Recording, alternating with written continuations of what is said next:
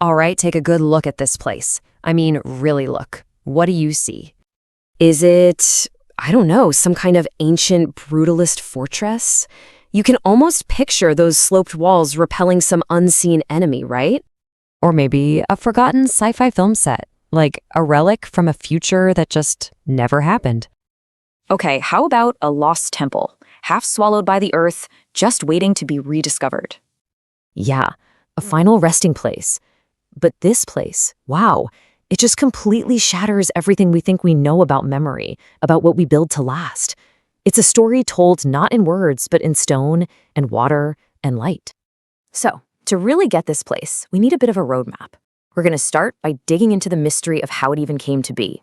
Then we'll meet the visionary architect behind it all, and he's a real character. And then we'll actually walk the grounds together.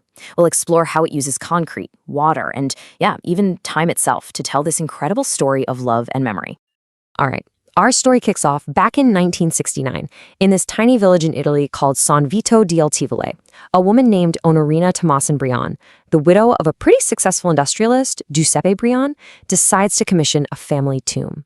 She wants to honor her late husband's wish, to be buried in his hometown. Sounds simple enough, right?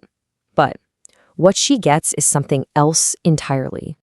See, this wasn't just some plot for a fancy mausoleum. No, this was a sprawling 2,400 square meter piece of land.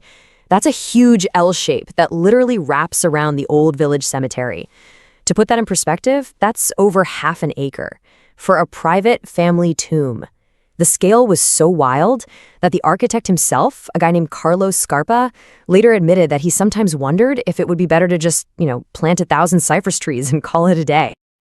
And that right there, that's the first key to unlocking this whole mystery. Scarpa didn't build an acropolis, a city for the dead, which is what most big cemeteries basically are. Instead, he created a funeral garden.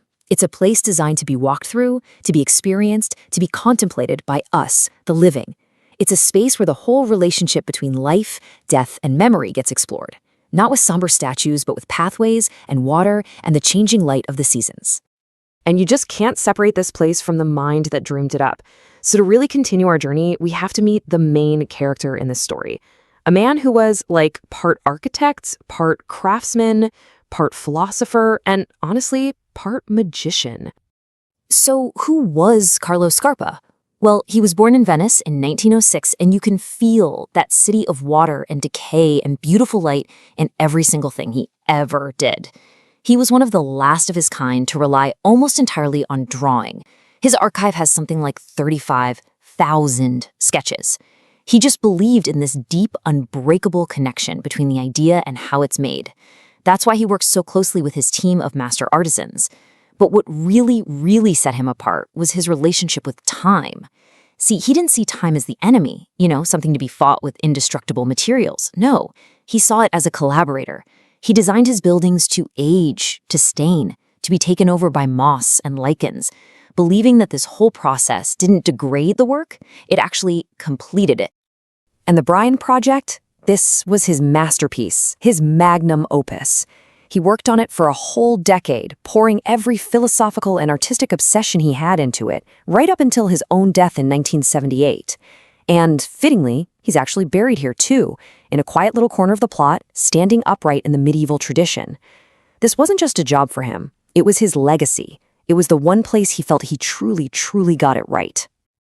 Okay, so let's start our tour. Scarpa designed a very specific path for us, a journey with a clear beginning, middle, and end. Think of it like a pilgrimage that starts, well, not on the street, but within the familiar grounds of the old village cemetery. So you're walking through these rows of traditional gravestones, right? You're surrounded by flowers and all the familiar stuff. And then you see it, this structure, the propylaea. It just feels like a portal.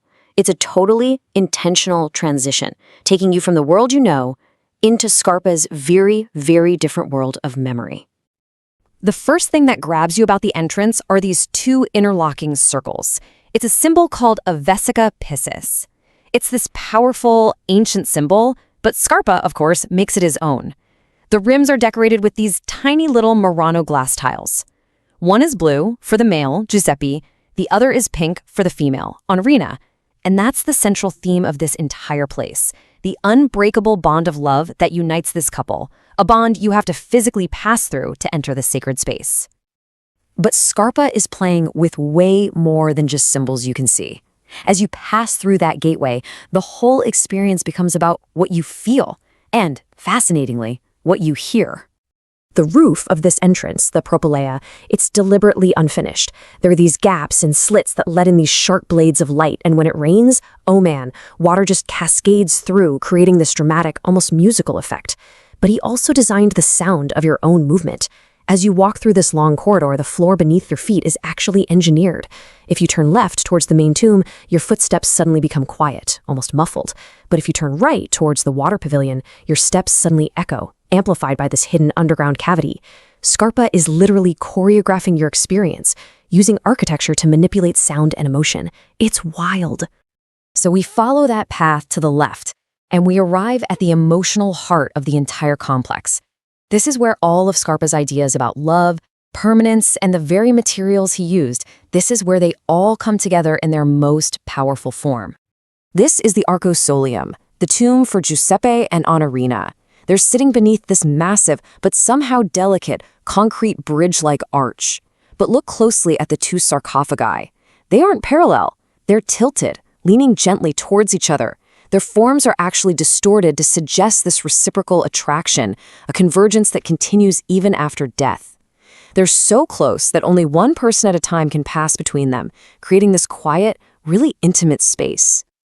Okay, but the whole complex is dominated by this one material, concrete. And that seems like a pretty weird choice for a poetic love story, doesn't it? We usually associate it with brutalist towers and, parking garages. But Scarpa saw something totally different in it. He didn't want some polished, sterile material. He wanted something that would live and breathe with the landscape. And the key to understanding Scarpa's use of concrete is this one word, patina. You see, most modern architecture in the 20th century was fighting against time. It used incorruptible materials to create a building that would look the same on day 1000 as it did on day 1. Scarpa completely rejected this idea. He wanted his work to participate in the flow of time. He designed for the stains, for the moss, for the way water would mark the surface over decades. He saw these changes not as decay, but as the building fulfilling its destiny. But there was a problem. Concrete, the very material of modernism, had a dirty little secret. It wasn't everlasting. In fact, it often ages really, really badly. Water is its mortal enemy. It seeps into these tiny cracks, it freezes, it expands, and eventually it causes the surface to just peel off and the steel rebar inside to rust and burst out. It's a mess. So instead of fighting this vulnerability, Scarpa just embraced it. He saw this incredible connection between the constant change in nature and the beautiful mutability of his own art. The growth of biological patinas, the lichens and mosses, that wasn't a flaw to him. It was a planned collaboration between the artificial and the natural, a way for the building to literally become part of the ecosystem. He was basically creating a ruin in advance. And this philosophy creates a huge paradox for preservationists today. I mean, how do you restore a building that was designed to change and decay? When it came time for a major restoration project, which was just completed in 2021, the team faced this exact question. They couldn't just sandblast it back to how it looked in 1978. That would completely betray Scarpa's entire vision. So they had to find this incredibly delicate balance, cleaning only where it was structurally necessary and preserving the memory of passing time on the surfaces. Now, the Arcosolium is the heart, for sure, but the Brion Memorial is a complete landscape for contemplation, with other structures designed to evoke completely different feelings. To the right of the entrance is the water pavilion. It's this small structure that looks like it's just floating on a dark, still pool of water filled with water lilies. Scarpa designed the canopy like a helmet. When you stand inside, it's set right at eye level, so it blocks your view of the wider landscape. It forces your gaze downwards, towards the water, towards this labyrinthine mosaic cross in front of you, and ultimately towards your own thoughts. It's a space that's designed for pure introspection. Then, further along the path, you find the tomb for other family members. And it's this strange hooded form that looks like it's literally emerging right out of that massive 60-degree sloped perimeter wall. To get in, you have to lower your head, and there's this long, narrow slit in the roof that cuts across the entire space, a templum, capturing a slice of the sky above. It's a nod to the ancient custom of leaving a way for the souls of the dead to depart. And then there's the chapel. Oh, the chapel is just a masterpiece of light. The windows are set into these deep, pleated, stepped recesses in the concrete, which makes the light that comes in feel vibrant and almost alive. But the real genius is what's happening outside. The chapel is surrounded by a pool of water, which reflects sunlight up onto the polished ceiling. The effect is this constantly shifting, shimmering light meant to evoke the reflections from the canals of Scarpa's home, Venice. This whole poetic thread is made physical by a small channel of water.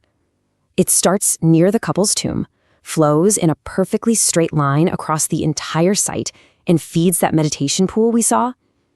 It brings to mind this line from the poet Paul Valéry that Scarpa loved: "The gift of life has passed into the flowers." That channel of water, it's the physical manifestation of that idea. It's a symbol of life continuing, flowing, and transforming. And this brings us to the final, and maybe the most fascinating, question that the Brion Memorial asks us.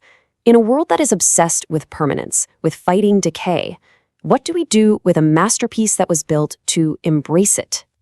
I mean, this was the central conflict of that recent restoration. If you scrub away all the signs of aging, you are literally erasing the architect's intent. But if you do nothing, the structure itself will eventually fail. It's a really profound dilemma, isn't it? So the team that took on the restoration from 2018 to 2021 adopted this incredibly sensitive philosophy. Their guiding principle was to preserve what they called the building's splendid fragility. They intervened only where it was absolutely necessary to keep it from falling apart. And instead of harsh chemicals, they used natural biocides like essential oils of thyme and oregano to gently clean the damaging biological growths. Their goal was never to create some perfect abstract postcard image of the tomb as it was in 1978, but to maintain the visible memory of time right there on its surfaces. In the end, what Scarpa created here is it's more than architecture. It's a self-contained universe, a complete cosmology with its own rules about time and matter and meaning. Its power doesn't come from some false promise of eternity, but from its honest acknowledgement of fragility.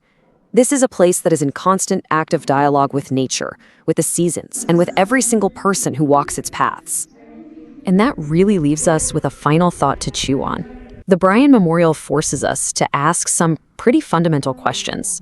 In our own lives, in our own cultures, what stories do we choose to set in stone? What do we build to remember? And just as importantly, what parts of the story do we allow to be transformed, to be weathered, and maybe even to be forgotten by time? You know, the story of this place is still being written by time itself, and our conversation about it is definitely not over. If you love digging into the meaning behind incredible designs like this one, do me a favor and subscribe to Just Necessary Design. We explore stories like this all the time. I've also dropped some links to documents in the description below if you really want to go deeper. Thanks so much for exploring with me today.